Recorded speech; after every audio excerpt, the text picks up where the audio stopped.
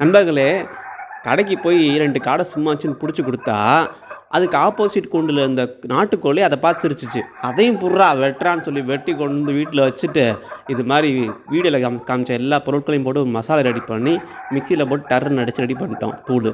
இப்ப இன்னொரு சட்டியில வெங்காயம், தக்காளி, கரம் மசாலா எல்லாத்தையும் போட்டு நல்லா ஒரு கிண்டு கிண்டிட்டு, கடைசியா இந்த சிரிச்சுக்கிட்டு இருந்த கோழிய அழுவ விட்டு அதுக்குள்ள போட்டோம்.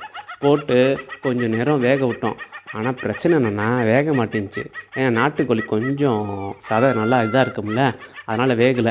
திருப்பில எடுத்து குக்கர்ல போட்டு ஒரு 10 விசிலு எங்க விசில் பீ பீன்னு ஊட விட்டு கடைசியா ரெடி ஆயிருச்சு. இப்ப நாட்டுக்கோழியோட சப்பாத்தி அடிபொலி. நீங்க உங்க வீட்ல ட்ரை பண்ணுங்க. எங்க சேனல கொஞ்சம் சப்ஸ்கிரைப் பண்ணுங்க. Thank you.